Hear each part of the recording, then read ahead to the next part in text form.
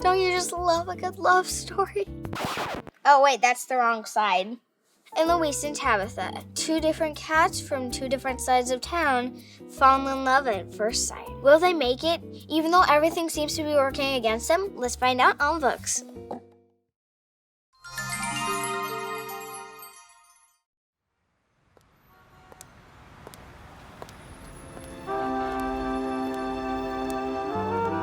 Louise and Tabitha. Louise was a cat about town. Dashing, charming, perfectly suave. He lived, unofficially, at the fire station and had, since a daring rescue involving a very small Louise, a very shrill smoke alarm, and a very tall house. His tail still had the scorch marks. Louise liked to go visiting, as society cats do. Sometimes he'd travel in the fire truck. Everywhere he went, Louise was welcomed with open arms and leftovers. One night, after too much catnip and too many sardines, Louise was making his rounds when he took a wrong turn. He climbed a wall and saw Tabitha. Elegant, silky, perfectly sophisticated. Louise stopped. Tabitha stared. It was love. Love from afar. Love under the spotlight of the moon. Love thwarted by a thick glass door. And by Tabitha's owner. "Shoo!" she cried. "Shoo!" Louise shooed, but he wasn't done. The next morning, Tabitha stared out at a vast bouquet of sardine tins and twine and feathers. Louise smiled. Tabitha smiled. Tabitha's owner did not smile. "Shoo!" she cried. "Shoo!" Louise shooed, but he wasn't done. The next day, he brought mice. The day after that, he brought pigeons. And after that, balloons, which is not easy when you're a cat. Each day, Louise and Tabitha stared into each other's eyes until Tabitha's owner chased Louise away. Louise needed advice. He asked his friends over a bowl of cream. "You're an outside cat," said Mr. Pickles. "And you need to be an inside cat," said Socks. "Or at least look like one," said One-Eyed Winky.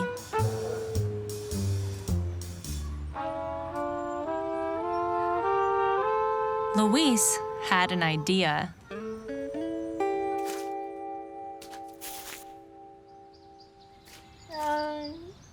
The next day, Louise showed up at Tabitha's door once more. Louise smiled. Tabitha smiled. Tabitha's owner clutched her hands to her heart and opened the door. Louise was inside, where everything was soft and warm and scratchable. And Louise and Tabitha were inseparable. Until the doorbell rang. "Is this him?" "That's him." And Louise and Tabitha were thwarted by the thick glass door once more. Louise had a new home and a new name and a new owner, and all the sardines and cheese he could eat. But all he wanted was Tabitha. And all Tabitha wanted was Louise. It was love, love from afar. Love from far too afar. Then the doorbell rang. Is this him? That's him! And that's not him. And Louise was a cat about town once more. Louise needed advice. He asked his friends over a bowl of cream. You're an outside cat, said Mr. Pickles. And she's an inside cat, said Socks. And that's just the way it is, said One-Eyed Winky. So Louise went visiting, as society cats do. He went visiting all across town. Everywhere he went, he was welcomed with open arms and leftovers. And everywhere he went, Tabitha wasn't. Until one night, Louise was riding in the fire truck when his tail began to tingle.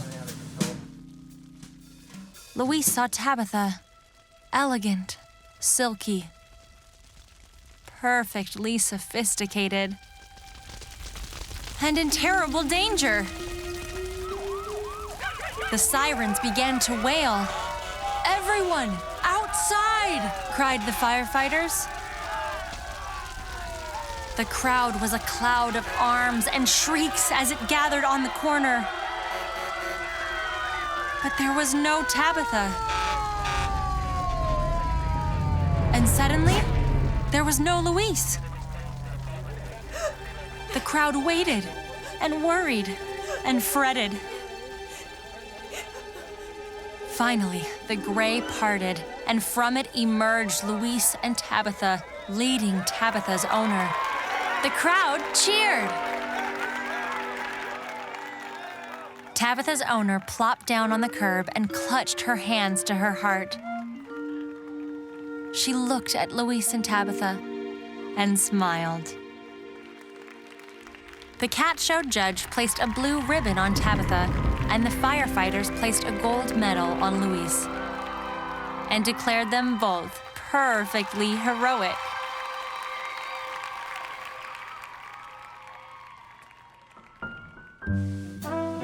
Louise was back inside, where everything was soft and warm and scratchable.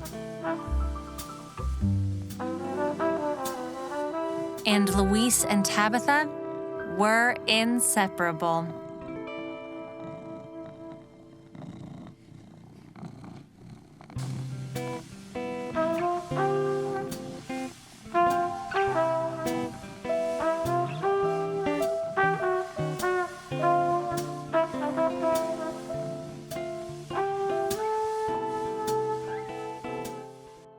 Now that just warms my little heart. Even cats deserve love. My favorite part of the story is when he comes to her with a bouquet of sardines and feathers stuffed with rope. It's kind of funny because if you were actually going to give it to a lady, you'd probably give them roses, but in cat life, apparently that's what you do.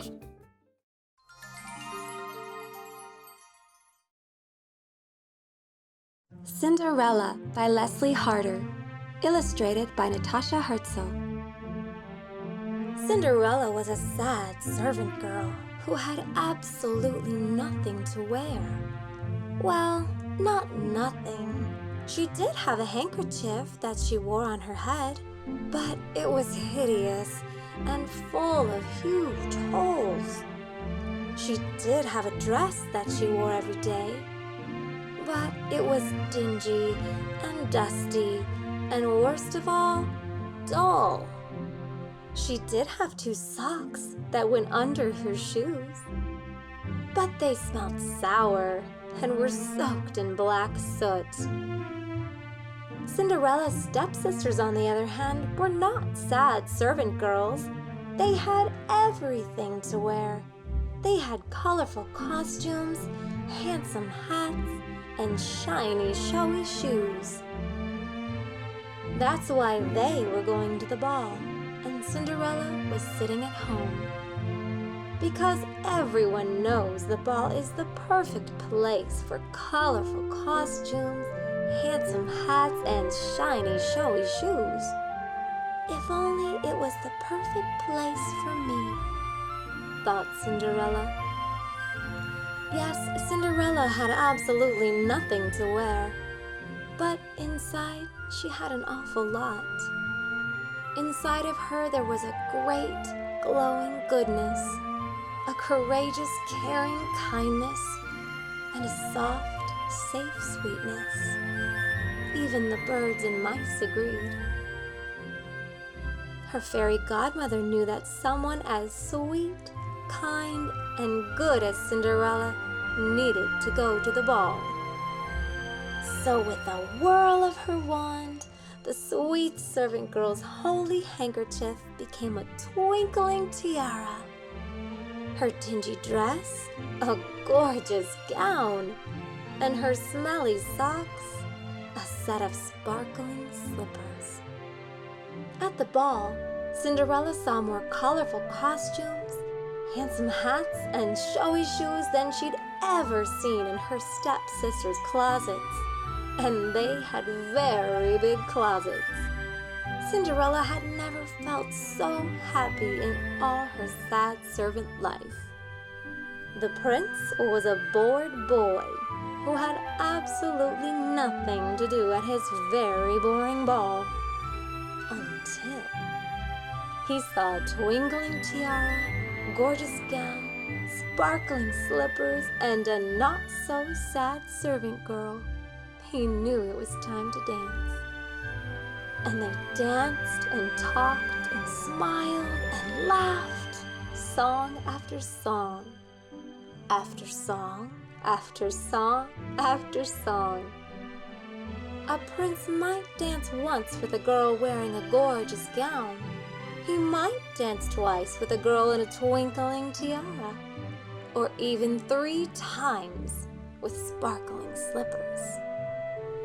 But when a girl has great, glowing goodness, courageous, caring kindness, and a soft, safe sweetness, a prince simply must dance, song after song after song, after song after song.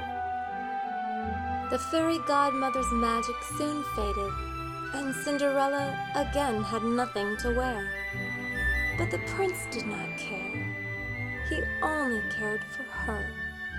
And of course, they lived happily ever after.